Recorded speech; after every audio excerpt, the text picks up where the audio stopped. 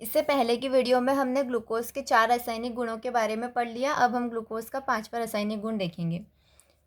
हम ग्लूकोज और ग्लूकोनिक अम्ल की नाइट्रिक अम्ल से क्रिया करवाएंगे।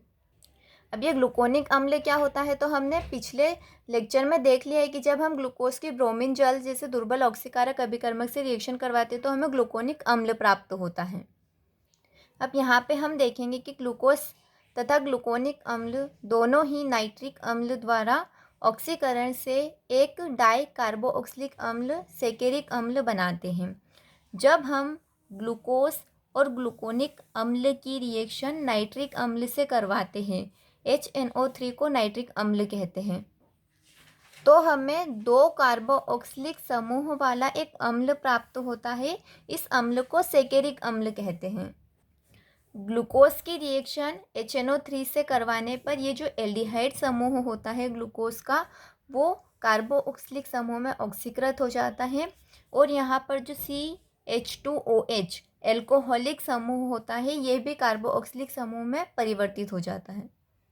इस तरह से हमें 2 कार्बोक्सिलिक समूह युक्त एक अम्ल प्राप्त होता है। इसे सेकेरिक अम्ल कहते हैं।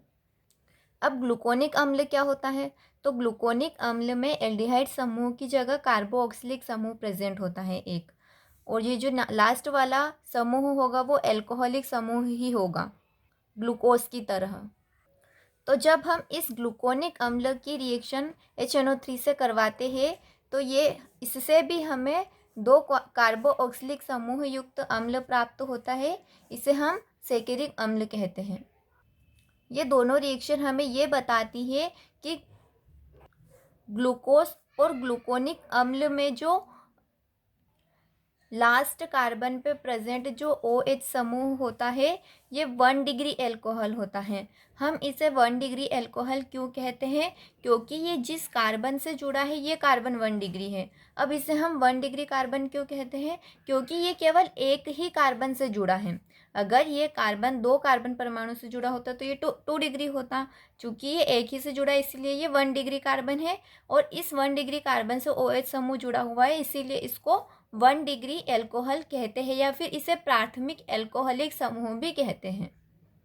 ग्लूकोनिक अम्ल में भी ऐसा ही होगा। जो लास्ट वाला OH समूह है ये 1 डिग्री कार्बन से जुड़ा है, इसीलिए इसको हम प्राथमिक एल्कोहल या 1 डिग्री एल्कोहल कहेंगे। तो ग्लूकोज और ग्लूकोनिक अम्ल दोनों में ही जो प्राथमिक एल्कोहलिक समूह प्रेजेंट होता है वो कार्बोक्सिलिक समूह में चेंज हो जाता है नाइट्रिक अम्ल से ऑक्सीकृत होकर।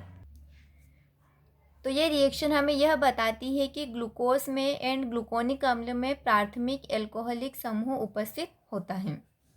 यहाँ पर ग्लूकोज के रासायनिक गुण समाप्त होते हैं। केवल ग्लूकोज के 5 ही रासायनिक गुण हैं। हम फटाफट से रिवाइज करते हैं इनको। पहला रासायनिक गुण था ग्लूकोज की HI के साथ लंबे समय तक अभिक्रिया कराना। दूसरा था ग्लूकोज में कार्बोनिल समूह की उपस्थिति की पुष्टि करना। तीसरा था ग्लूकोज की ब्रोमीन जल जैसे दुर्बल ऑक्सीकारक से अभिक्रिया कराना। चौथा था ग्लूकोज की एसिटिक एनहाइड्राइड से रिएक्शन करवाना जिसमें ग्लूकोज पेंटा एसीटेट बनता है। 5वां गुण है ग्लूकोज तथा ग्लूकोनिक अम्ल की नाइट्रिक अम्ल से अभिक्रिया कराना। इस तरह हमारे 5 रासायनिक गुण खत्म होते हैं ग्लूकोज के। अब हम ग्लूकोज की संरचना के बारे में पढ़ेंगे।